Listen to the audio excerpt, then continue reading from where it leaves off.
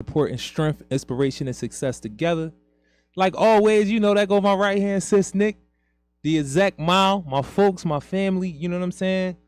Always she's a queen, man. And queens have a lot of roles. They have a lot of things that they do. Moms, sisters, friends. I always try to promote to all my sisters, all my black women, all my African queens, like you're a fully dimensional woman. You're not just a mom, even though being mom is a great, it's beautiful, it's hard. It's not supposed to be done by itself. You know what I mean?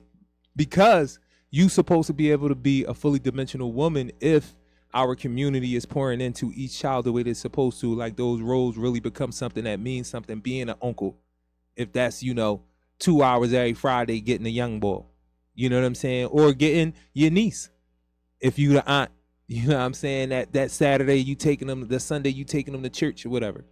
You coming in and giving that time, that grandmom, you let them stay with you for the weekend, or that cousin who comes after school and stay until mom get home from work, just to make sure that's not something she got to worry about and it's stressing her and it's affecting her job and affecting how she make her money. So, on one end, I like to always, I always shout out, my sis, because she's a fully dimensional black woman.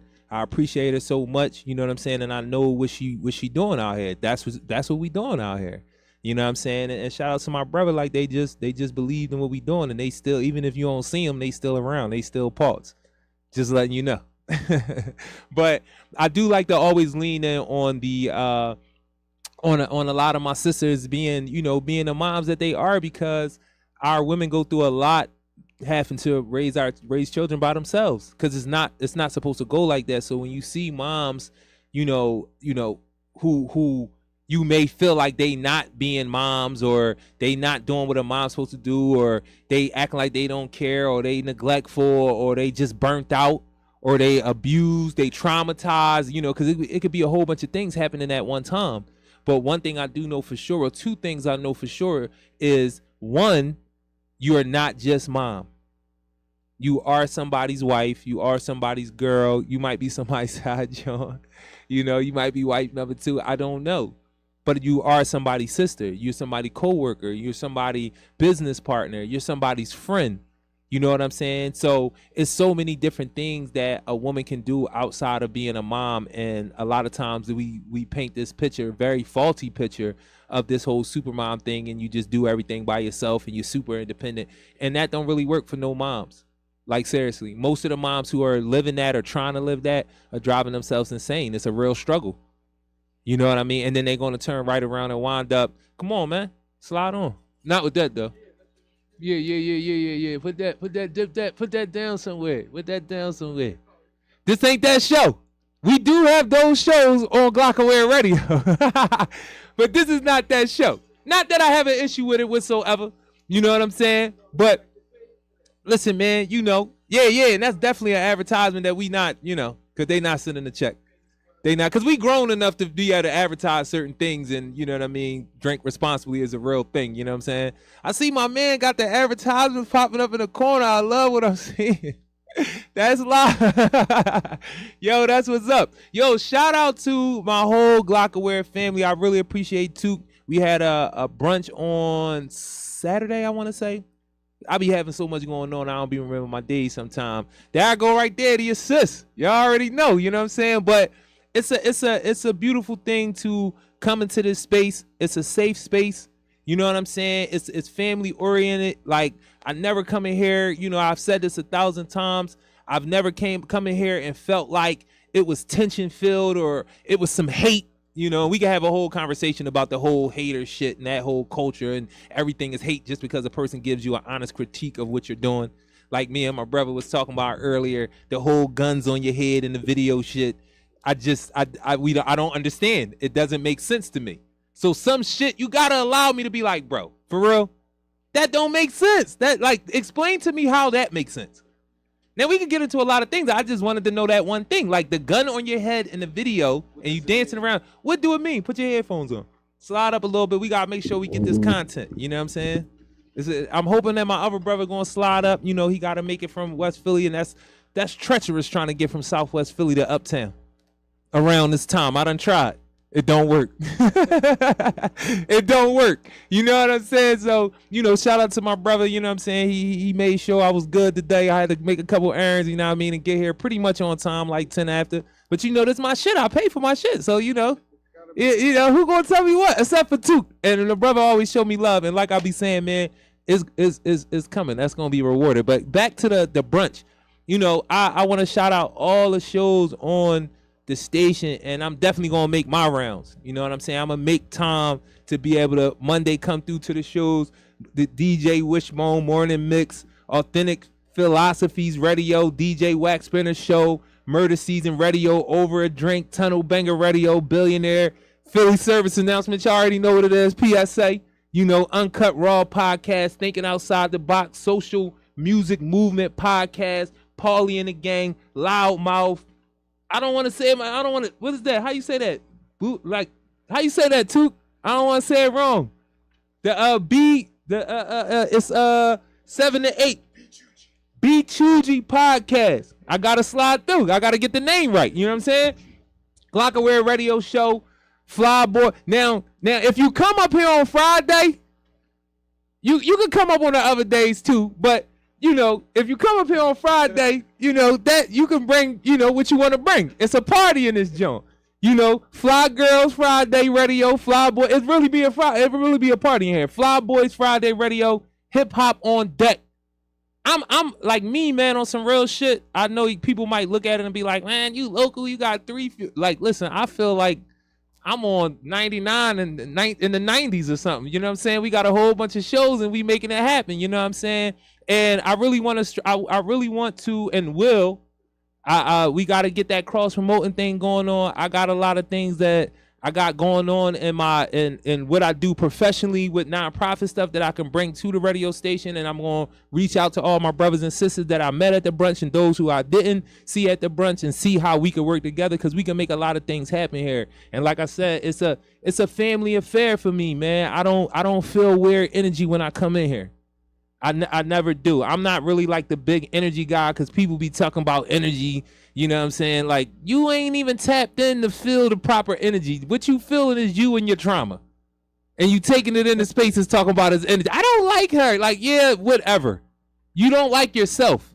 And you need to figure that one out, because until you like yourself, you're not going to like anybody. Everybody's going to be negative energy to you. Because you're not settled with yourself. You're not tapped into yourself. The real goal of this whole manifesting and all of this stuff that we talk about, spirituality, that's real stuff. You have to have self-mastery. You can't tap into these being an empath and how we be like, I can see things. I'm not saying you can. You can't. Our ancestors have wrote about it extensively. But you got to be tapped in. You got to be taking care of yourself. You got to be eating right. You got to be centered spiritually. You know what I'm saying? You got to be sleeping. You got to be listening to the right music, smelling the right smells, seeing the right colors, having the right people around you, or all that saying you tapped in and you get downloads. I don't believe none of that. That's just something you heard on Instagram, and because you was going through something when you was smoking or taking some hallucinogens, like some fucking shrooms or whatever the fuck they call it, now you tap the fuck in. Now you got all this clarity. Now you can see back to Kemet. Get the fuck out of here, yo. Stop listening to Instagram and start reading books. Read books like Primordial Man, Now Valley and the Family, and Now Valley Civilization. Who Portrayed the African World Revolution. Like, these books will tell you like what it really was like, how we came out of our primitive times and evolved into the zenith of Kemet and Kush. And we were on the planet millennials before other people were even developed from us, because of environmental changes of them migrating to different places. That's why people actually look different. I was just telling my little nephew, because he looked like Buddha to me. And I had to explain to him that Buddha is a black man. And he was like, what? Like, you making a joke? Oh, no, seriously, Buddha was a black man. And he took information to the East. That's the reason why he was looked at as a deity, because he had information that they did not have yet. And he was offering it up. Another joint that I love to tell is the leprechaun joint. Because Europeans they're the youngest race of people on the planet. So when a lot of us were already reading and writing and doing civilized things, as we want to call them, Europeans was just coming out the caves on some savage shit. And one of the ways we kept them in the mountains was with fire, because they hadn't understood it or discovered it yet. So when some of these Twa, which Buddha was a Twa, the first people were probably 4 feet tall. And I probably ran through this before on the show because I love telling this, and I'll be wanting our people to really understand the beginnings of how this thing goes so you really can have self-mastery, as I was talking about from the beginning. You have to go through some type of priesthood. You know what I'm saying? Prison can provide that on some real shit, but you got to be tapped in. You got to read those books where y'all talk about, when y'all look at calligraphy and y'all think that that's an Eastern thing, that really came from our priesthood, where you had to spend 10 years just writing. You had to spend 10 years just listening. You couldn't talk. You understand what I'm saying? That's why when we do restorative justice, it's so funny about culture. American culture is like we're waiting to respond. You ain't really listening to what the person's saying. You heard 1 or 2 things, and now you just want to respond. And I'm guilty of that myself at times, and I try to be patient. But I know it's a cultural thing, because you go other places, people will sit back and just listen to you and let you finish, and then they'll get into you. And it's funny because a part of that culture, and I'm not gonna forget what I was about to say, but a funny thing is about that culture thing is like the hustle and bustle. I was explaining this to a couple people recently, and it's like we have this culture of hustle and bustle. We think everything is moving so fast, and the reason why that is because we've adopted the dominant culture's culture. Europeans, we adopted their culture. And their whole culture of moving so fast, and it creates tension and makes people rude. But then I had to say, environmentally, this is their culture. Because when you come from somewhere that's cold, ain't nobody chilling outside. Whenever you come out the house, I got to get to the next spot. It's fucking cold as shit. Whereas though we come from the equatorial place, we be on ice. We be chilling, walking slow. Time no man, it's warm, it's nice out here, and they ain't got no clothes on. He just chilling, walking by shit, grabbing food, you know what I mean, doing what he do. But if you live in the mountains, when you come outside, it's go time, because it's predators out there. It's freezing the fuck out there. You might not make it the fuck back. So you like, listen, I gotta hurry the fuck up and get back to this cave. It really was going down. And then you see modern day, that's their culture of hustle and bustle. Because it was cold. You know what I'm saying? You know how it be sometimes, be so cold you don't want to get out the bed. Yeah. That's a mindset. That creates a mindset. But what I was saying as a part of that history and understanding that history is that we were doing all of these things first. Planting, growing stuff, have cattle and all that different. Even though we didn't eat meat, that's an adopted behavior too. We had no need to. Because all this vegetation and fruit everywhere. You know what I'm saying? What's up with you, brother? Soon as I say vegetation and fruit, here come my brother Stan. I'm just saying, it just happened like that, bro. So listen, man, come on, slide on over, man. Get this joint, put your headphones on, man. Bring the mic up close to you so we can make sure we get the content. But the thing that I was saying was, it was a funny thing about the leprechaun story, and where the Irish boys got it, the whole leprechaun story from was Twa, who moved from the continent up into Ireland and all of these different places. They figured out how to grow vegetation underground. So they would grow this vegetation underground. Now, mind you, the Irish, they didn't understand it. We catch what we eat. Whatever we can catch, we eat it. But they don't know how to grow nothing, because that area don't really produce vegetation like that. So these Twas, already being civilized, already understanding botany and farming and agriculture at a whole different level, and how to survive the cold, they started making tunnels underground. Because like I told you, the Twa were 3 to 4 feet tall. The people that they be, just like in a very stereotypical way, calling pygmies. But actually, the oldest known person on the planet is Lucy. That's the name Europeans gave her. And she's a woman. And you test melanin through bone marrow. Sheikh Auntie Jop came up with that, because they kept trying to make it like our scientists didn't know what the hell they was talking about. So our brother went in the lab and said, well, how can we find out that these people were black or people with color? They had hue. So he found out how to test bone, and it showed you what the melanin content of a person was. So the oldest known person was Lucy. She was about 4 feet tall. Another little nugget for y'all is we all start off as women, and then we turn into men. Look it up. So, and then it tells you about why it's always more women than men on the planet. Just period. Just that's how it works. Unless we tinkering with shit. So they moved up until, you know, the British Isles and all that. They start growing underground because the Europeans didn't know what the hell was going on. They thought it was some magical shit because when these little brown men come out of the hole, they got colorful shit. That go your rainbow. That's your pot of gold. Because they hadn't seen vegetation like this. So they thought it was magical and they was little people. So they would, you know, they got vicious with them. They try and catch them thinking it's some, we gonna get some type of, you know, magical shit gonna happen to us or whatever. But really all it was the pot of gold, the rainbow was vegetation.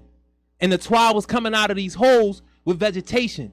And because these Europeans were starving and they had never seen vegetation at that level, they thought it was some magical shit and they was trying to attack, you know, and get them and kill them. And they did all kinds of shit to them. They was rumbling them and all that. But that's where the story of the leprechaun come from. And why the leprechaun, even though he got this pot of gold and stuff, he's so vicious. The reason why he was vicious because he was attacked by the people who lived in that era, which were Europeans, the predated Irish motherfuckers. You know what I'm saying? They was killing the twat because they didn't understand. They had never seen vegetation like that. Motherfucker come up out of the ground with some radishes, bright ass red radishes. Motherfucker like, what the hell is that?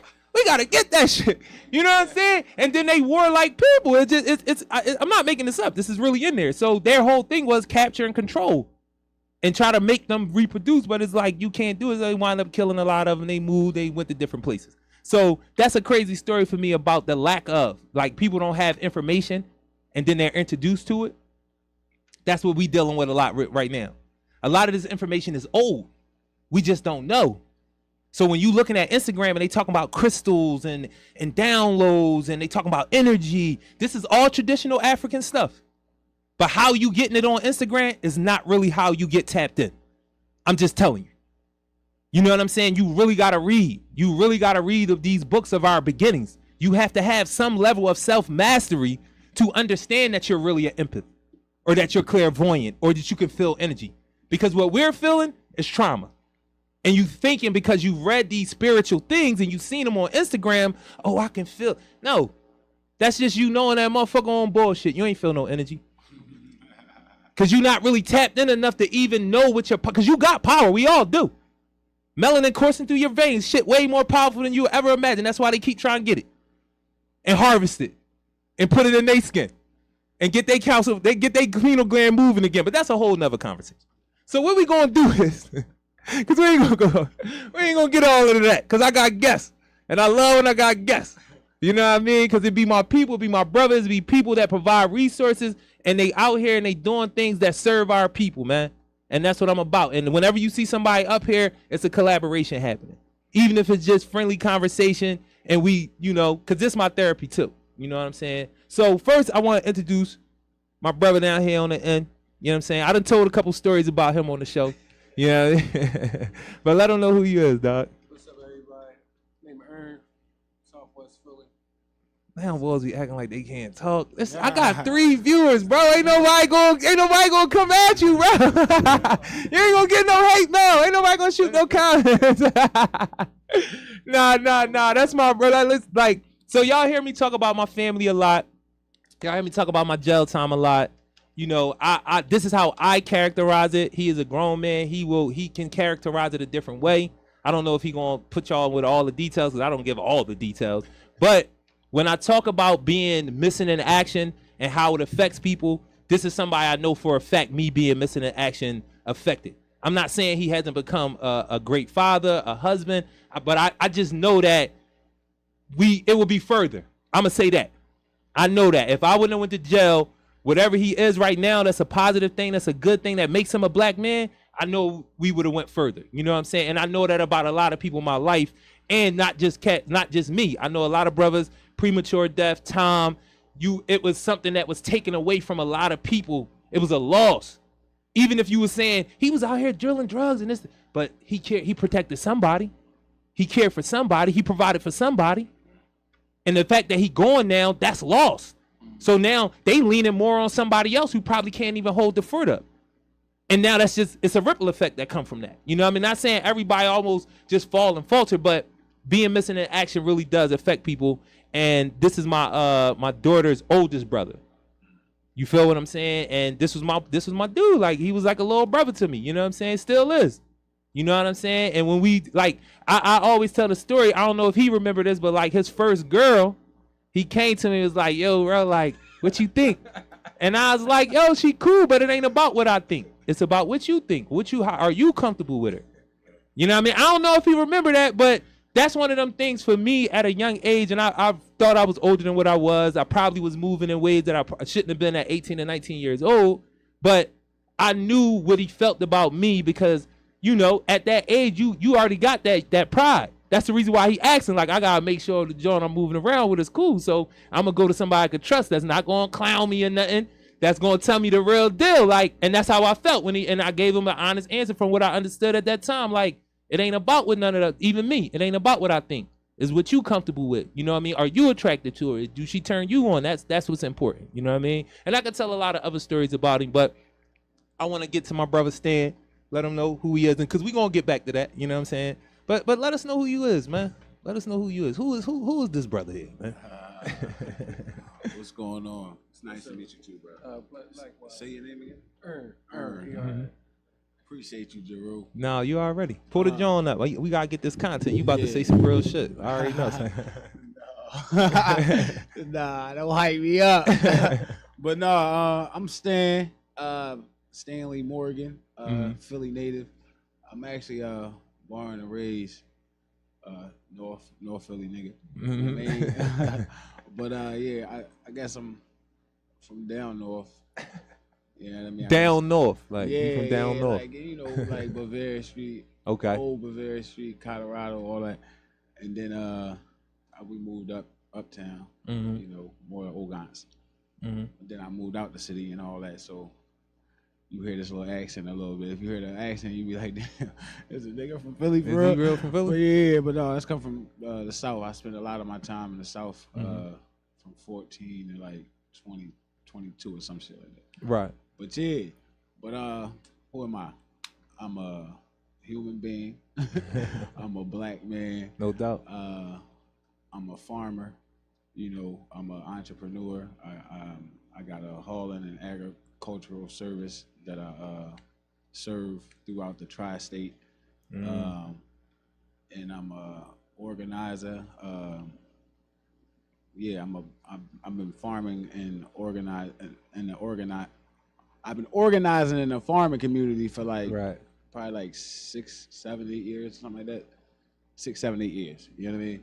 But yeah, I really enjoy creating farms and community spaces around farms where we can like get together. When I say we, I'm talking about, you know, folks that look like me.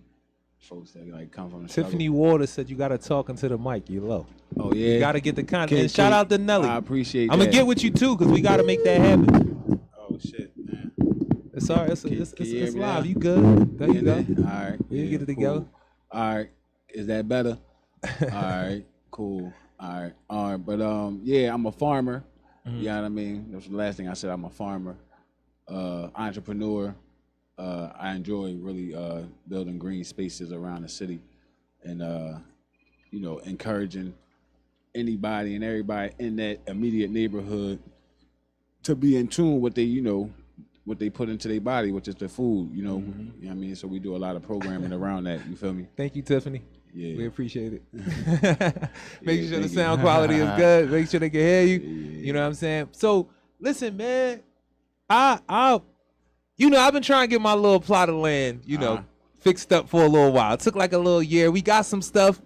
Shit start growing so fast, bro. It was so crazy. And then next thing you know, the weeds came on some Brody shit. On some Brody shit. I'm like, hold the fuck up. They choking everything. They killing everything. So I reached out to a lot of people. They definitely came. They helped. You know what I'm saying? But I reached out to the brother. I'm like, yo, man, I need your help. But the reason why is like, I appreciate and I always like to tell those stories because it's like Philly is a small city. You know, it's 1.7 million people, probably like 45%, over 48%, yeah, is black. So it's a black city. You know what I'm saying? We need to understand that the way that America is moving, we need to understand this is a black city and how we need to move together. Pay attention to foreign politics. see what's going on domestically with the politics. Yeah. See what people are doing in different parts of these 50 states about regime change. Yeah. You understand what I'm saying? But that could be another show. I definitely gonna get somebody that understands a little bit more about foreign policy from the standpoint they are watching it more. Like I haven't been watching enough foreign policy, current affairs stuff like on the BBC and all that. I haven't, but I'm definitely gonna get in my bag because it is a lot going on. You know what I'm saying? Okay, be holy in the building. We appreciate the shot. We appreciate it. But I'm about to get to her part of the story. So I met you before at the UNIA. Yep.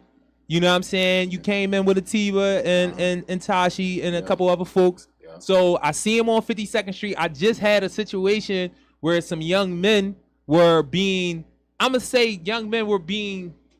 gonna say harassed, but they're being treated like kind of like how we all picture these young boys to be now. You see some young boys, y'all all shook. Young boys scared too. I just want to let y'all know they scared of each other too because everybody is fear mongering. Mm-hmm. So anyway, we were able to get these young boys away from the police. Just so happened I seen these little babies yesterday because they all was 14. They all was together, all running down the street. Right. One young boy had a boot. And all the young boys always ask for money, bro. But then I was like, not as a teenager, but as a kid, anybody, bro, you got a dollar, I wasn't calling people bro then, but it's like you got a dollar, and it's like you had to give it up. So they asked me for a couple dollars. I had like a pocket full of change and $1. They was cool with it though, but I just let them know I don't want to see y'all booked and I don't want to see y'all in the casket. Mm-hmm. You know what I'm saying? The fact that the one little brother wasn't locked up, it was cool. I was like, damn, it's good to see y'all. But the day that the incident actually happened, I'm walking them away from the police, and I see this brother on 52nd Street, and I'm looking at him, and I'm like, I know this boy. I know him. And it was one of them Jones where, normally we don't stare at each other like that because it shit could get popping. You know what I'm saying? I understand it. And then, my eyes are getting bad, so I be having to squint John like it's about to be a problem a little bit. So I see him. He see me. His energy never changed, though. He never started looking at me like it was an issue. And I'm like that. When people stare at me, I don't get no type of way because I ain't do nothing to you. I don't have no active beef going on. Like, I know for a fact I didn't do anything to you. Right. The most you probably is like you remember me from jail or something like that. You know what I'm saying? Yeah. So when I was staring at the brother, his energy didn't change. He just kept on coming. I was like, bro, I know you from somewhere. And we stood there. We embraced like we knew each other for 1,000 years. You know what I'm saying? And it was just an ongoing conversation real quick. Like, bro, we got to work together. Tashi told me about the John. Then just so happened my nephew and them already been to the farm. Yeah. It was just like a crazy connection was already there. You know what I'm saying? Then today, I was having a conversation with Swarthmore College about them having, they have a, environmental justice course that they teaching, and they want to reach out to some urban farms and do some volunteer work and get some, tutorials about how to farm, what you need to be doing, So I'm like, damn, I have a relationship with urban creators. The farm that's 2 blocks down from, it's on 11th and Dolphin? Yes, sir. It's on 11th and Dolphin. Just so happened, when I tell him about it, because I'm just thinking, all right, they want to do something. My brother told me he got a re-entry farm. I'm going to try to link him into whatever we doing. I tell him, he like, well, shit, I already work with them. I already work with urban creators. Then when I get on the Zoom meeting and I'm talking to Swarthmore College folks, they like, yeah, we remember Stan. Did he remember me? Tell him. So I'm like, damn, it's a beautiful thing. Then Miss Marion, our executive director, was like, is that the farm Tasha be going to all the time? Yeah, we're supposed to connect with Stan anyway. I said, damn, like this is...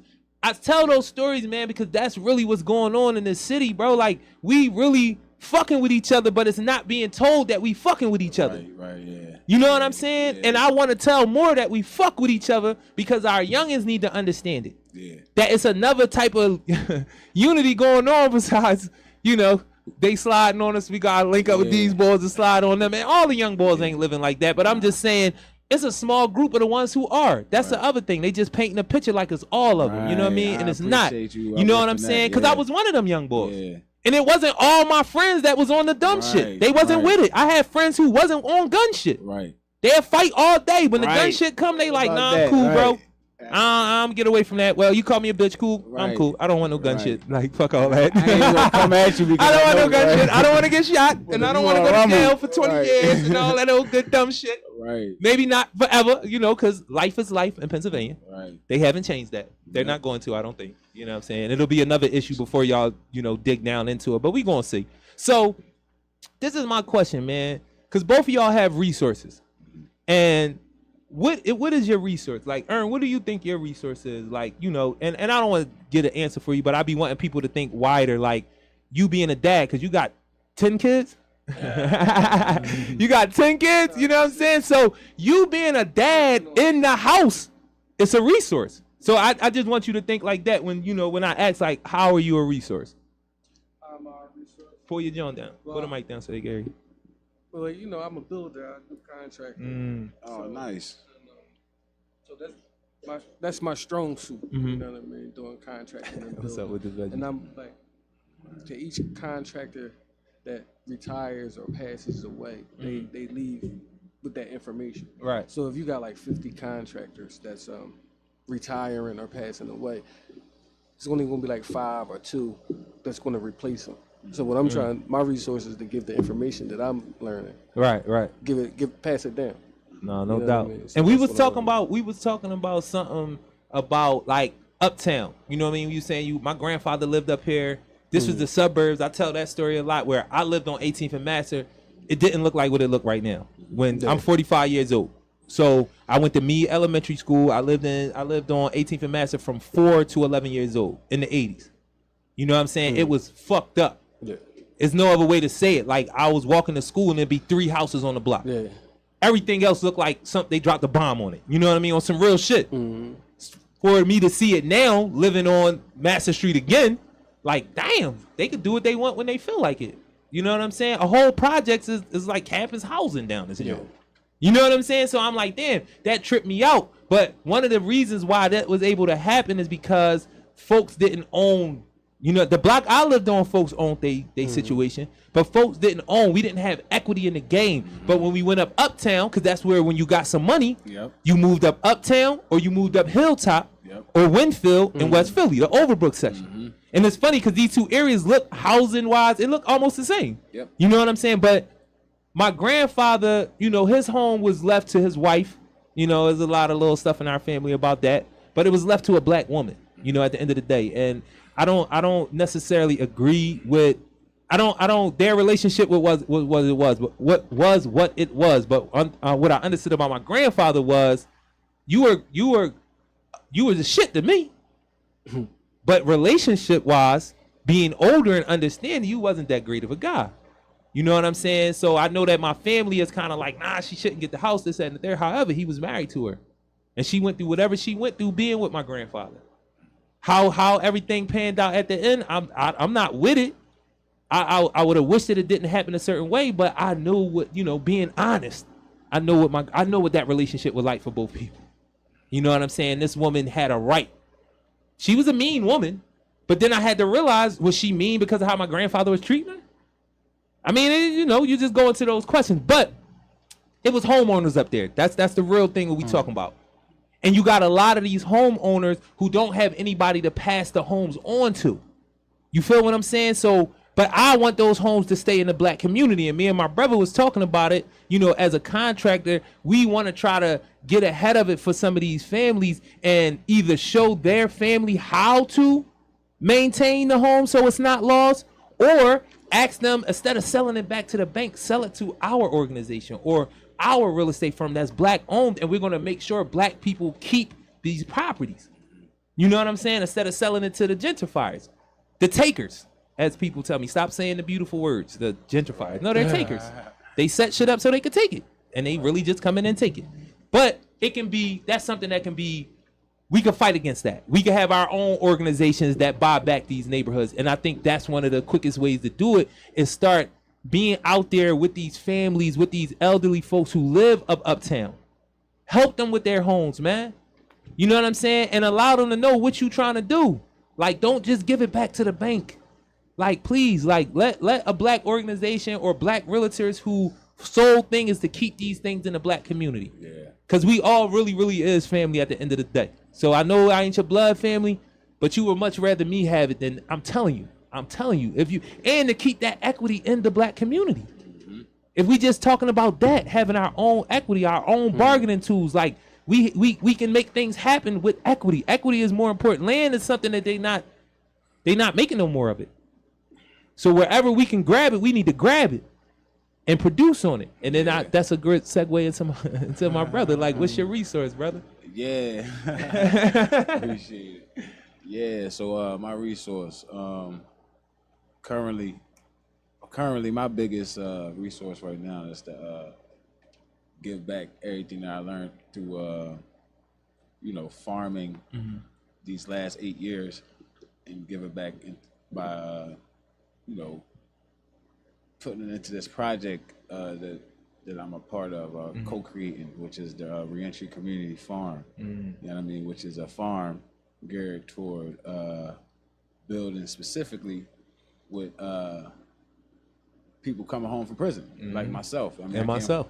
Right. Yeah, like myself. You know what I mean? Folks that came home from prison, you know what I mean, and looking for to regenerate. You're gonna use that word. That's a big word, right? So regenerate. You know what I mean? A lot of things that we do extract. You know what I mean? We extract a lot of shit from our neighborhoods, a lot of shit from each other.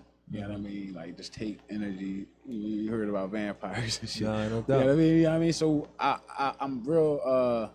My resource is learning how to regenerate. You know what I mean? Not just wealth, but like health and understanding and healing and community back into my society. You know what I mean? My immediate community and everywhere I'm at. I want to be able to do that. So right now, you know what I mean? We had the Reentry Community Farm, where we building. What's the address of that? What that's at? 4991 West Girard Ave. And we out there. Nah, they out there. The kids, Yeah. the kids done told me about it. It's right around the corner from my brother's side shop. Yeah, You know what I'm saying? Black Diamond, yes. YB, you know, the Yes. gang. You know what I'm saying? Yep. We out here, That's man. brother, You know, even when you think we not out here, we out here, yo. Yeah. Even when you don't see us together, we together. No, for sure. I'll be trying to tell You know what I'm folks that. saying? Like, don't ever get it messed up, man. Like, for real. Even when we Yeah. ain't together, we together. for You real. know what I'm saying? I So be trying to tell niggas though, like I be trying to tell niggas like, I don't really. We on wax too, but you good. We don't censor nothing. super secret ninjas though. Like, it's a bunch of super secret ninjas out here that just on the same type mission. You Yeah, feel me? man. Bunch of Like, samurai and warriors for real, out like, here, and bro. we coming together slowly but surely. Like, and folks know this shit. Like, you know what I mean? Like, you know what I mean? That's why, like. That's why we was talking, like I was saying, about foreign politics, and I definitely would like to grab a couple people who you don't got to be quote unquote an expert or in politics, but I Right. know people who are well read like myself. Right. And this is the things they pay attention to, and I would love. I'm going to get a couple people on the show because I've been talking about regime change for about a year now. Yeah. Because like me and my brother was talking about in the car, like every empire is going to fall, yo. Yeah. And America has been an empire for a long time, and one of the things America was able to do, where a lot of us, we look at militarily where America is at. They got a base everywhere, this, that, and the third. But what America was able to do in a crazy way that a lot of empires wasn't, play with your brain, bro. Manipulate. Play with your brain, bro. They became an empire at a time of radio. Yeah. And a time of print media was at another level. And you went from print media, to radio. And then when the visuals came into play, I don't think no TV programming anywhere in the world was able to program people like American TV. Seriously, like, go back and look at it. And now Instagram is just the idiot box on steroids, bro. It's ridiculous. And the one thing that they've been able to do is distract us from paying attention to it. Even though Instagram got the whole world on it, they got us looking at certain segments of the world and what they doing. Like, you ain't really looking at, Brazil and China is linking together, and then you got North Korea and Russia, and you got all these people creating these groupings, these alliances. Yep. You know what I'm saying? To shift what's going to happen in the world in the next 10, 20, 30 years. Yeah. And one of the reasons why America is so different than everywhere else, because racism in America is different than anywhere you can go. Brazil is crazy with it, but it's still, they all mainly still native born Brazilians. They just different shades, and they don't fuck with each other based on colorism. You know what I'm saying? But they're all Brazilians at the end of the day. They gonna have but it's different than what you got going on in America. And the only reason why I make that point is because what does that look like during regime change or during the fall of an empire? So, you know, you can have a soft fall like a Britain. I was just telling my brother that, where you could fall from number 1 to like 5, 6. It doesn't really affect your country. But Britain don't got the same type of shit going on in it as America do. Because it's mainly all white. Even though America is mainly white, but it's, you know, it's 300 million people. You probably say it's 200 something million white folks, the other 100. And then they say about 2050, that number is going to be more people of color. And we can have a conversation about that because I don't always like you hearing using that jargon. But more people of color than white folks. Because white folks are not reproducing at the rate of the rest of the world. So, you know, it's like look into foreign policy, see how it pertains to America. I'm definitely going to have a show on that very, very soon. You know what I'm saying? But I just wanted to drop that out there because, again, we talking about regenerating. We talking about self-sufficiency, being self-sustaining. You're going to need that in the times that we always needed it. Don't get it fucked up. You always need to be able to grow your own food. Yeah. You always need to get land. You always need to collaborate with your brothers and sisters and find how we could be working together. The crazy thing is, though, we did like just like less than 100 years ago, or like, I mean, like everybody that knew something, like even up here, like that's crazy. Like folks don't even know the history a little bit, but Philly was like big on farming. Period. Like everybody had like some farming something, and like the waste was like different. Like how we dealt with the waste was different. Like, you know what I mean? All that composting stuff that everybody think is new. Like they already had city. It was already in the city plan. Right. Like, you know what I mean? They just took it out. Right. You know what I mean? Damn. So it's like, you know what I mean? It's like folks is up.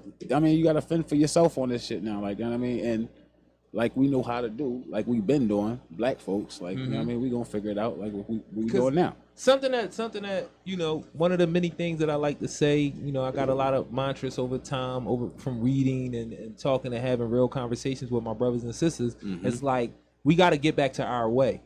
Yeah. The way that we move in America, like what you saying about growing, being that always been a thing for us. Right. My daughter, one of her Johns that she loves, that she recognized as she studied history, is the fact that public school was something that was just put out there to address capitalism. Right. Because we went from farming Right. to industrial shit. Right. So now you had the work day. Right. So when we were farming, the kids had something to do. Right. Now that you got this industrial shit, we in the factory because the North wanted some of that money. And they said, how can we find a way to have a change of ownership? You know what they always talking about, whenever black folk like, damn, give us what you owe us. They always talk about, this is a transfer of wealth. We can't have a transfer. What the fuck? Like, hold up. Right. Y'all fought over a transfer of wealth. Y'all ain't want to free no fucking slaves. Y'all made people wage slaves. You know what I'm saying? And I can get into a conversation about capitalism, but the North and the South fought for a change of ownership. The North wanted in on that bread. Right. Say that. The South was killing the world with their free labor. Right. Killing the world. Like, motherfuckers had to bow down to American South because we were producing all of this shit and you ain't had to pay for the labor. Right. That built America. Yeah. So the North was like, hold the fuck up. The white folks that had money in the North were like, yo, what the fuck? These fat fucking, you know what I'm saying? KFC looking ass dudes there with these white suits on with the big belly, because the belly was a sign that you was getting money back then. Right. That's why they wore the jackets like that with the vests and the shit poked out. It was a reason that was a sign of money. That gut meant you ate well. You was eating, you know, as we like to say. So they fought over that. You know what I'm saying? So what they created in the North, once they Brody and they wrestled the money down. You know what I'm saying? They had to create their own slavery, which was the factories. Yeah. So because of that, though, you needed to do something with the children. Right. Because usually on a farm, children have roles on a farm where they can help the furthering of the farm. But if everybody in the factory, so what these dastardly motherfuckers do? They put the kids in the factory with everybody else until kids is dying. They getting hands cut off. And it was like, you know, hold up. The kids can't be in here in the factory. It's too many deaths. It's too many motherfuckers getting fucked up, losing limbs and all this shit in the way. Yeah. So we can't have that. So we have to figure out what to do with these children. And public school popped up. But the funny thing about that is, at the time, they had to figure out what you're going to do with these niggas, too. And we need an education system to educate these niggas. They did it just like that. So again, look it up. I ain't making none of this shit up. 1889, I love to tell this, y'all. 1889 to 1890, they had a Mohawk conference. And Mohawk is an island off of New York City. And whenever white folks start conferencing, motherfuckers gonna get fucked up afterwards. I'm just telling y'all. The Nicene Conference, the Berlin Conference, just any conference that they had after, and normally black people is the ones that they about to do some shit. So anyway, they had two of them. They had 89 to 90, and then they had 90 to 91. And what those was we need to come up with an education system to educate these freed slaves. So why would your oppressor have a conference about giving you actual education? So those two things went along each other, going on with the whole public school thing. You feel what I'm saying? And that's how public school came to be. Public school was not necessary at one time. The way that they make it seem like, you need to get this education. For a long time, way longer, you had way longer time in America where people was finding a way to prosper without school than you had with school. But propaganda is a beautiful thing. It makes you believe that school is necessary. To put your children in this factory is necessary because it is a factory. So my daughter always liked to do you know school was not necessary at one time? And I'm like, yeah, I understand. It's a dope. And I put a little context on it. But bro, what you saying about, we've been doing this.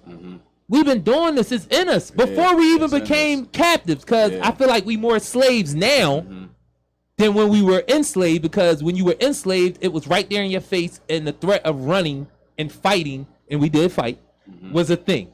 So that's why I feel like then we were captives, because we were running, we was fighting, we was sabotaging, we was playing mental games, a lot, politics, bureaucracy, we was doing everything. So that comes with, you was able to be able to self-sustain yourself. And now they telling you, no, you gotta go to school. You got to work at this job. You got to do this 8 hours. You got to, and really that shit is harming you. It's not actually helping you. And getting back to our way is getting back into the dirt. You know what I'm saying? Our ancestors always say, take what you need and leave the rest. And actually getting back into the dirt, like when we get back into the word regenerative, so even on some scientific shit, like putting your hands in the dirt for at least 30 minutes a day, it does something to like your neural pathways. It allow you to to be calmer and think shit differently and all that shit. You know what I mean? And that's regenerating your cells, like all of the cells that you are built up. That makes your anatomy and shit. It's something with vegetables, like when you garden, you pick copper in the ground. It does something. It does. It actually makes the vegetables more vibrant. Man, that's crazy. Dang, you know a little something about the dirt in the ground and all that. Get the fuck out of here. Listen. Listen. I ain't telling him that. It's nah, but listen. I know it is a thing because taking your shoes off and stepping in sand, stepping in dirt, stepping on the grass, it feels different. Like when you get past the whole you hard as nails, I'm not taking my shoes off. The ops is like, nigga, they not coming out. Bro, stick your feet in this shit one time. You might feel better. You might feel better. But I'm gonna give y'all another example of that, and I always give this example as well. One of the ways that they were able to tame the prisons is taking them out of the buildings, because you start taking on that mindset of concrete and steel, not seeing the sun. So that creates a lot of tension, a lot of moodiness, a lot of anger, a lot of despair, misery, bitterness. And that made everybody go at everybody and the guards. So what they figured out is when we have a riot in here, you got too many people in one place, and a riot is going to happen because you got them all in this place living in the mountains. They don't really realize that fucking fortress ain't nothing but a simulation of a mountain, and we staying in the fucking caves.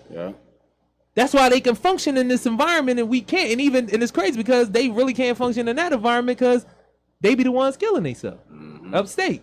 Even though I know suicide is a real thing for us as black men right now, we need to look into that. Why is that a thing? And one of my brothers, Taj, I seen on Instagram when he was talking about suicidal, I think how he said it, indations. Just having the idea, formulating the thought of you want to kill yourself. You know what I'm saying? So you said it's high for black men right now? Yes. Is that true? Am I getting faulty information? No, I mean, it's not surprising to me. Like, Right. You know what I mean? Because, you know, when you think about suicide, like, you know, for myself, like, I think about the times that I might have thought of, you know, when shit got real. Mm-hmm. Yeah, I mean, not acted on it, but have thought. Had you know the what I thought. mean? And I'm like, damn, I wonder how many other niggas might have thought about this shit. Like, niggas. I ain't Right. talking about No, I know what you're talking about. Because, you know, it's told that we don't really hear about it like that. But then, like, yeah, I don't know. It's crazy thinking about it. Like, damn, so niggas is actually. Yeah, I'm no, laughing not at or all, anything, not at but all. it's Because super serious. because Super this serious, the but other just part of another- it. This the other part of it is the suicide by homicide. You know how folks push play Yes. because they know they want to go, and they just gonna keep wilding until somebody put them down. So it ain't like you just you killed yourself. And the crazy dynamic about that in Philadelphia is because this is a Muslim city, and suicide is frowned upon. You're not supposed to do that. So brothers that want to go, that's one of the things that plays on their brains. And it's for me, it's one of those things of putting the information out there in a way for young folks to even think that that's an option. I understand despair is real because it is. We're impoverished. This is the poorest big city in America, and it's predominantly black. So who are the poor people in Philadelphia? Black folk, and it's more of us in Philly than anybody else. So despair is going to be a thing, but I think like everything else, they start pushing that as an option. Like one of the things I didn't like during bullying, and the reason why this is important because of what you said, we do need to get back into the ground. We really do need to put our feet in. We do need to farm. We do need. That's why I'm so adamant about having my little garden because we already got an ecosystem with the courtyard, and it attracts people, and it feels healing when you sit in that joint. Like Tasha will tell you, like other people that been there tell you, it's a lot of other shit that goes on around the center, but that courtyard is something that centers people. It pulls people in. It's somewhere you can sit in there and you can woo-saw. You know what I'm saying? You can get right. So I know the importance of that when you say we need to get our hands and feet in the ground to help things like that. Yeah, Having those seeing life grow. right, right. So a part of so Life Through Grow Farm, the other farm you was talking about. Yeah, that's a part. That's another farm that we that myself was a part of, like building up over the years. So the name actually came from some young folks of ours around the time that we came together, and we asked them, like, you know what I mean, like, what y'all feel? What do you feel when you hear? Like, and we gave them like a couple different like scenarios about, like, I mean, the different types of feeling, and they came up with the name. Life do grow. Like we feel like life is growing here. We can see it growing. You know what I mean? I can feel it in my bones. Yes. I can, you know what I mean? I feel like y'all are family. I feel like, and that's important. That's what we trying to do. Like regenerate that idea, that understanding of what community is. I mean, what it means to be with other niggas that look like you, that's been through what you've been through. You know what I mean? That wanna, you know what I mean? You know I'm gonna be sliding down that joint on a regular, like with that interaction on 52nd Street. Like for me, genuine. it was like, yo, we definitely gonna make some shit. Like we definitely gonna make some shit happen. We definitely gonna be fucking with each other. Yeah. We definitely gonna be farming together. I'm definitely for gonna sure. push people into that. Something I do want to know, and I don't want to miss, because I was gonna ask it earlier, and I don't want to forget about it. What do you know about agribusiness as it pertains, or federal agribusiness as it pertains to urban farming? I've gotten some information about monies being set aside for urban farmers. Yes, it's a lot of money being set aside from what I know. It's a lot of money being set aside on the federal tip for specifically farmers. You know what I mean?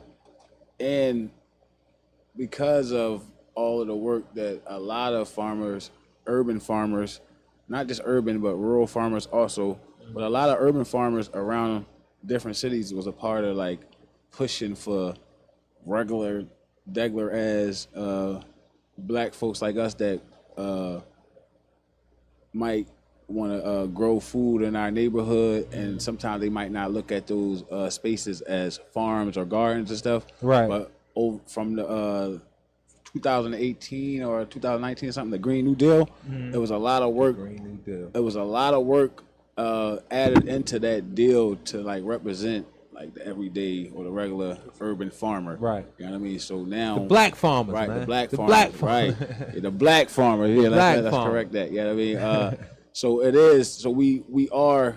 It is like loopholes and ways that we can apply for some of this federal and state money that's granted towards us now. I think my Jones just came. My other I ear think I just did. came Mine on. did I think too. all of our did. That shit was a pop. Like, oh, what just happened? They heard us talk about this stuff, man. We gotta get out of here. It's like, nah, I just fucking with y'all. But hey, you never know. Yeah. So we have to definitely make sure that we like collaboration is my thing. Yeah. And I'm preaching it to everybody. Like I done had situations happen to me, and like I'm showing extreme grace, extreme patience, you know, with my folks, because I understand what we go through, you know what I'm saying? And whether I honestly provoked it or not, you know what I'm saying? Or I'm still like, damn, we need to figure out a way we can get through this without destroying each other. You know what I'm saying? I mean, go ahead. That's important. I mean, like, because like we black folks, so we've been the most oppressed, been through the most type of bullshit. So it's really it's important. Like, damn, nigga, a brother told me this years ago. Like, especially when we in like this communal work, like it's really important for us that's taking this shit serious to, like, he said, Q-tipping, quit taking it personal. Like, understand the traumas and shit that you done been through on your own, and understand. I mean, and recognize that Right. everybody, especially if they look like you, was going through some shit. So the more that you can like be understanding to your shit, you know what I mean, the more you should like extend that understanding to the next brother, because that will allow us to prevail further than where we the fuck been. Like, I mean, No, I'm only doing that because I had this conversation. Well, come on in. You listen, it's Glockaware family. Come on in. You know what I'm saying? You already, man. So I respect what you saying so much, man, and it make me feel good because I've been having this conversation a lot with myself and with other people, because you know we come from where we come from. And one of my things that I talk about, you know, a lot is doing, you know, me doing 20 years. I did 20 years uninterrupted, but what I had to realize was I really haven't dealt with women day to day in over 20 years. You feel what I'm saying? And when I started dealing with women when I first came home, and I had my ideas of what I wanted it to be, and having being a king of my castle, and you know, I'm not going, it's no judgment to the woman, and if you got kids, I'm rocking with the kids because they my kids, and we African, and we going, I haven't done this yet. And that was my mindset coming home. And it was like I came home to different women that I envisioned. Because again, that's why my ego and my pride and what I created black women to be, because I'm creating this black man that's coming home to black women, and there's no way if I show you this love that you're going to deny it. In my head, I'm really like, whatever woman I'm with is going to be dope. We going to rock out. It ain't going to be no issues because I'm going to do what I'm supposed to do as a black man. And it was like, damn, I just haven't dealt with black women, you know, just day to day and all the things. And I'm not talking about a negative or positive thing. I'm just saying I haven't dealt with black women day to day for 20 years. That's a real thing. A reality. You know what I'm saying? But then now something has happened to our women, you know, as a part of oppression and disenfranchisement and being left. That 20 years that I tell you, I left women in a position that wasn't so good because I know that I wasn't, you know, I know that I was a good dude always. No matter where, I'm a good dude. Like, I know what it is. Do I get everything right? No. You might not agree with my movements. I understand. I have to take it however you feel about it. But I know when we put this thing on the scale, 75-80% of the time I'm in good ball. You know, I'm doing the shit that I'm supposed to be doing. You know what I'm saying? And the other 20 is just bad strategy. It's not no malice intent. It was just bad strategy and it didn't come out right. So, but I say, I feel it though. Like, you feel me though? Like, I actively try to be a good dude though, bro. You know 98. I used to tell niggas at 98. Yeah, 98% of the time. Yeah, I'm good, baby. And then when I bang out for real, if I did something wrong, for real, it was just bad strategy. You know what I'm saying? It wasn't no malice intent to fuck you over. Yeah. My mans and them, the sisters, my family, whoever. Like, I'm going on my strategy. So anyway, I'm just saying that to say, like, coming home and it's like, I thought I knew what I was doing with black women. And then it's like, I got to this point where black women start getting on my nerves. I'm like, what?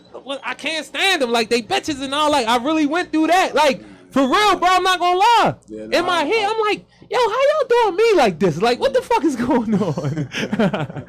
So, but it's just a funny thing, man, because it's like, damn, we have to find that way to reconnect with each other. Yeah, you feel what I'm saying? And like, I had to, that was a big thing, that loss that came from me being gone, not being around them, not doing the things I was supposed to do for black women. So the very thing that I feel like is irking me and getting on my nerves, going back to really what we was talking about, is you're acting like this because of the loss of. Your loss. Because I wasn't here. Yeah, and not just me, so many men, not just prison, but jail, drugs, mental illness. You know, we could go on and on and on of the things that take you out of that relationship with a black woman. And now I have to be like, shit, all right. The same way I looked at my brothers, and I had to learn this thing of, even if I don't fuck with you, I can still love on you. Say that. You know what I'm saying? Because you African, so it's like, I can love on you, because this is the better way to say it. I can love on you without fucking with you. I can love you, take care of you, look out for you, and don't fuck with you. Like in those social spaces, I don't have, but my job of protection, providing, you know what I'm saying? Whatever my job as a black man is to black people, I can do that, even when you get on my fucking nerves. Even when I know it's some nefarious shit going on and I just got to pay attention more. But I know why this shit is going down, so I have to be the one to have the grace. You know what I'm saying? You said what? Grace? To have the grace, yeah. I appreciate that. Or give grace. So that's, you know what I'm saying? Yeah, and that's what I talk about, like, you know, grace, showing each other grace. Like, and I mean, I kind of stand by that. Like, and, you know, I don't really get into all the signs and shit, but, you know, they say I'm a Gemini. You know what I mean? So, like, they say I'm a Gemini. They say, I like that, John. Yeah, they say I'm Aquarius. You know what I'm saying? They say I'm a Gemini, so they say I'm like moody. I'm Aquarius, you know and I'm like, you know, I be all over the place in my feelings and shit. Like, and you know, I used to like try to like, you know, whatever with that, but now like I kind of gravitate towards it, like, and you know, I kind of do. I am. You know what I mean? And that's alright though, because like we fucking human. And we got all types of emotions and energies, and that shit come and go. You know what I mean, once you're able to like understand and realize, I mean, you and you know what I mean, because the other joint is like a part of like being here on Earth, in this plane, right? We say, know thyself. Know thyself. You gotta know your fucking self. It's on the pyramid. It's on the pyramid. Once you get to know your fucking self, like, you know what I mean, it makes it better for more people. Like, you can't, like, niggas be mad because like shit be like right, niggas be like knowing you before you know yourself or whatever. It's like, all right, once I know, all right, yeah, I'm not really good with this, so I'm gonna try to stay away from that, or I'm gonna need some little more practice before I go into that, because you know what I mean, I'm a little shaky with that. Like, I mean, and it's better. I feel like it's better for everybody when we can do that for ourselves and then each other. Like, you know what I mean? No, that's when the grace come in, because it's like, all right, I don't even know where niggas at in their healing process. Right. I don't even know if the brother even aware of what he doing right now, or if I'm aware of. You know what I mean, so let me just show some grace. Nah, definitely like that, John. Listen, you know, one of the Johns of the show is love, support, and grace. Yeah. You know, I say it I open with it and I close with it. Like, that's what we do. Like, cause, you know, just from my own story, like, people showed me grace when I came home. People, they showed me love. They showed me support. You know what I mean? I don't have a story of, like, I came home and people just was like, fuck this nigga. Like, nah, it's like people had love for me if they ain't had nothing else. They was happy to see me. They was happy I was home, and it was a genuine happiness. Like, damn, this nigga home? Yeah. Damn, you know what I mean? It was a love that was there, and then I had the people who supported me, like, yo, what you need, what you got, and I never expected that from everybody, because you coming home and people in different stages of life. Mm-hmm. You understand what I'm saying? So it never was a thing like, damn, these ain't had nothing for me, whatever, because motherfuckers did. Yep. You know what I mean? And I appreciate it, but I also understood that love was important too, without nothing coming with it. Just genuinely walking in some spaces and people was fucking ecstatic that I was home, like it was a real fucking thing, and I felt it. Yeah, I needed that. You know what I'm saying? Yeah. No, I could get my own money. I'll find my own place. I get my own car. But knowing that I can come in this space and people genuinely love me and happy to see me, I can figure the rest of this shit out. You know what I'm saying? So I got the love, I got the supports, but people who know what I did and things that I had done, and still was able to say, we know that ain't you though. Right. we see that was the grace part. Right. And I'm always open to the fact that it's like, nah, nigga, I don't like you. You did X, Y, Z to people. Right. And I gotta rock with it. I gotta take it like, you right. Yeah. I can't be upset. I gotta move in my redemption and hope that you see the type of man that I am and it's good with you. You feel what I'm saying? Because that's what I'm moving in. But getting into that, like, how did you feel when I came home? Like I like we talked, you know what I'm saying? And we done had a couple Johns on a not expecting and shit, like coming to crib. Motherfuckers like, but nigga, you did extra. I'm like, well, what the fuck? I came over here to get a drink. I came over here to get the but I had to rock with it because I really do love you. You know what I'm saying? And I know you love me. And it was like, all right, you've been gone. We got a lot of shit. We got to figure this shit out. I only been home 5 years. We still trying to figure it out. Yeah. You understand what I'm saying? But it was just one of those things I always wanted to like, and you know, this might not be the space for it, but you know, I always wanted to understand that, like, how did you feel? Like damn, bro, you a nut ass nigga, or No. like we going, cause I respect, yo, bro, I had so many conversations with you in jail, bro. Like for real, like, how you gonna deal with me? How you gonna holler at me? You know what I'm saying? Cause we got, like I said, I ain't gonna put y'all on all the business, but it's some touchy shit in there. You know what I'm saying? But we got, you know, my daughter is his oldest sister, so it's like that shit can't go nowhere. And before it was her, he really was like my little brother or my son at times. Like it really was there. Right. You know what I'm saying? And it wasn't no nut shit neither. It wasn't no like, it's just nut ass young boy. And it wasn't none of that. But I always wanted to understand that, man. Like, what was that? What was it for you? You know what I mean? Because I talk about it, and that's the only reason why I'm asking you this. No, you know what I'm saying? Because I talk about it, and I want to be accurate when I talk about it. Now I talk about what I assumed, what I surmised. You know what I'm saying? No, I mean, I really ain't grasped it all the way, so it's more so I see how my little sister is, and like that's right with your presence being there, how she turned around. She was, you know, I made sure she had no what doubt she needed, but it's like I wasn't her dad, you know. Right. It's times I think about my pop, like you know what I'm saying, like wanting a relationship and building a relationship with him. But it's like if I'm the one that's just like reaching out and not, you know what I mean. So it's like, you know.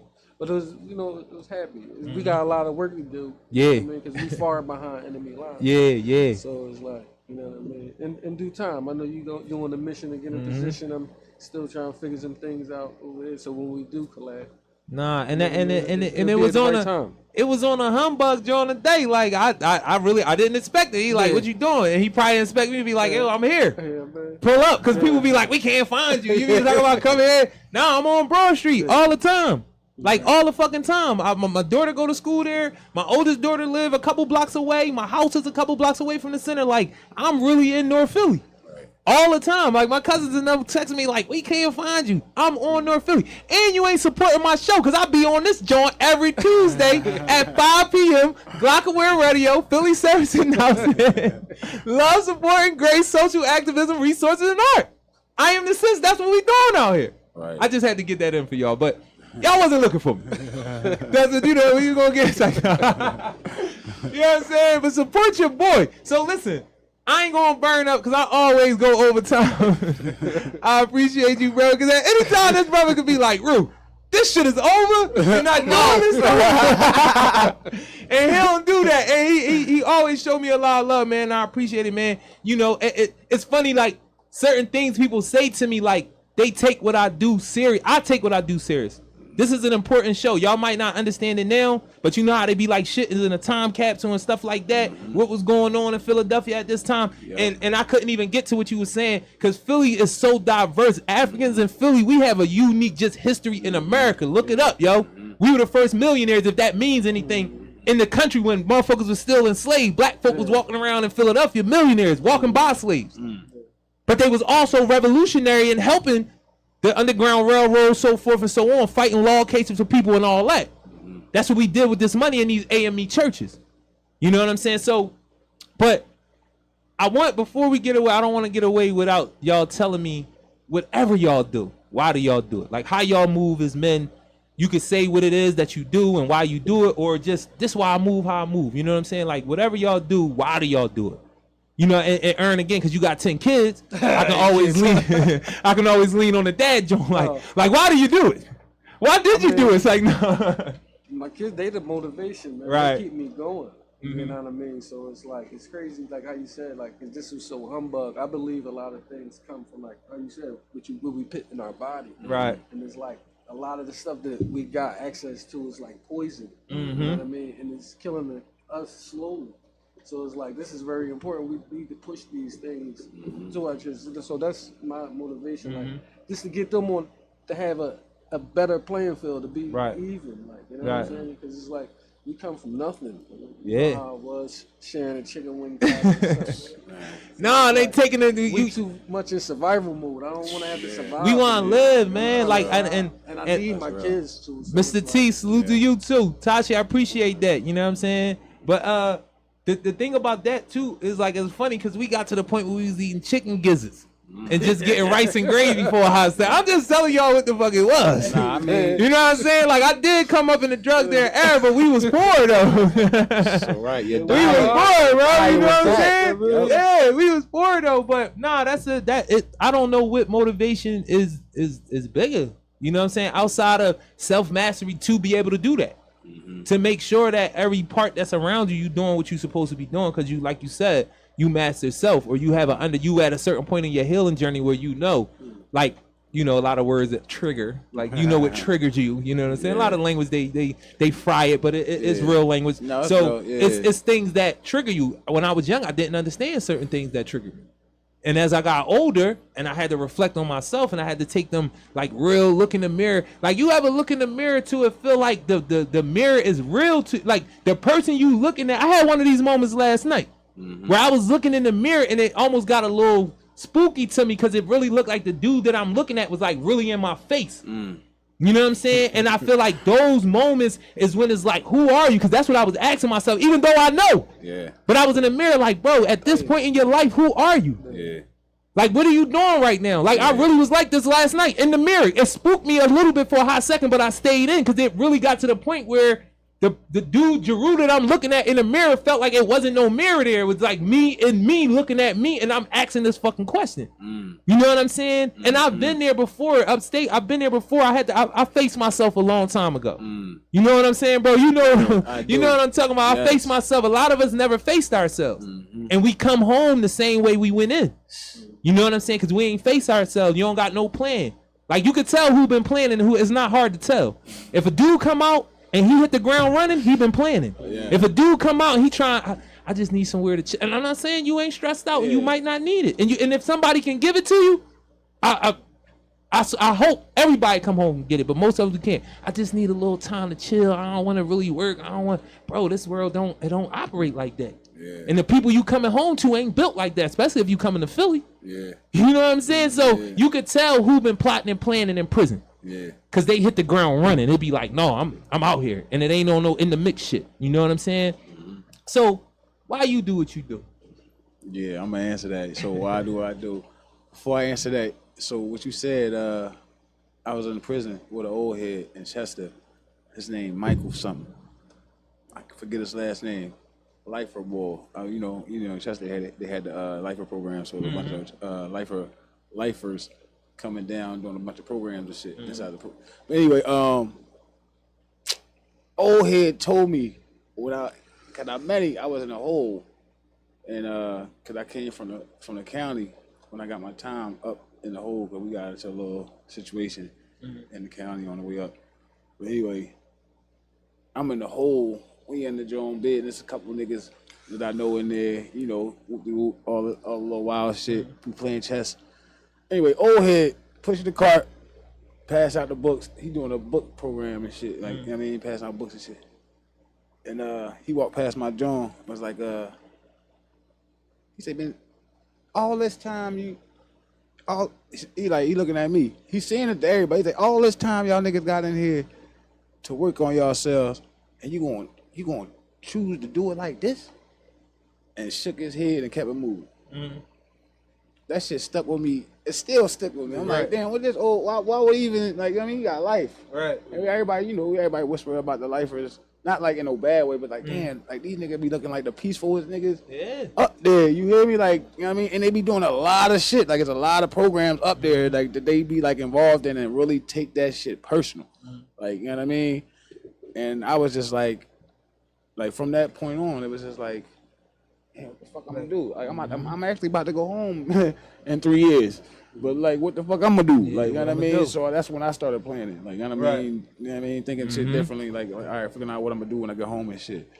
And it just be so funny with that, like that one person. Like I remember my elder was like, I asked him because when I got upstate, he had already had 25 in it. And I'm like, I got booked. I'm 20. I get upstate. I'm 22. So I'm like, damn, this nigga really been in jail longer than I've been living. Yes. I'm like, how the fuck did you? You know what I'm saying? Like, how the fuck? And then, I got a dub, so I'm like, and at the time, you couldn't tell me, like, we talk about manifesting. I really hadn't mastered myself enough yet. Because I was telling myself and speaking it into existence, I am not doing this 20 years. And that shit, I guess I wasn't tapped in. That's how I know y'all not tapped in. Because before the law of attraction was out there, I had read that shit in books about polarity and the Kabbalion and all that type of shit, bro. So I'm on it. I'm in there floating in my cell. That nigga like, this nigga be floating. And I still didn't convince them people to let me the fuck out of there. So that's all the joke. But what my elder said, I was delusional for like the first 10 years. I told her, I'm about to get out of this shit. I'm about to get out of this shit. Yeah, bro. I'm in the long line bag. I'm going in. I went from a paralegal to Pappy Mason in that bitch. I'm like, listen, I'm on a different. I was Johnny Cochran. Nigga, like, what? What are we doing? I got it. If you can find a loophole. And they told me, nigga, get the fuck out of here. And I was 15 in. My last appeal, I was in the fucking hole, man. That shit dropped in the cell. I said, these people ain't shit, bro. You could have waited till I got out the hole to tell me that I was going to be for the next 5 years.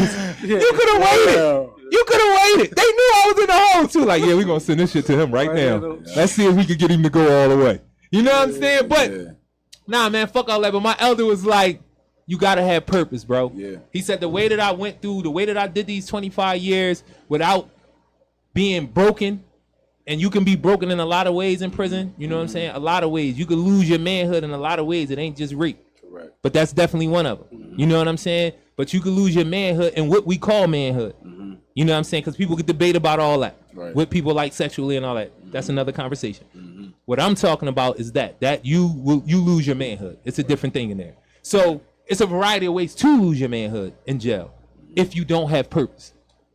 If you don't have purpose, it ain't just about being able to get up every day and be able to work, do this jail shit. Like you were saying about, that's they bid. Right. That's why they take it personal. Yes. Because they'll tell you quick, I gotta be here. Yeah. I live here. This is my house. Because in PA again, 10 years, exactly. 2 years, 4 in years, PA 5 years.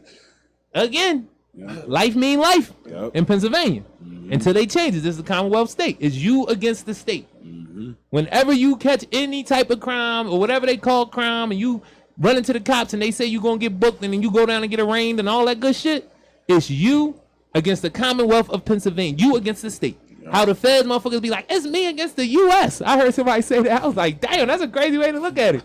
It's me against the United States of America. Right. You know what I'm saying? But he said you got to have purpose. And at that point, I understood what my purpose was. Like, I'm a black man. Yeah. I'm here to serve black people. Yeah. And I have this understanding and this information that shows me how to do it. Yeah. Even with my people being out of their mind because of trauma. Yeah. You feel what I'm saying? Even with me being out of my mind at one time where I would hurt a black person over the dumbest of shit. Yep. You know what I'm saying? Like the dumbest of shit, the stupid and put my life in jeopardy. You know what I'm saying? So you gotta have purpose.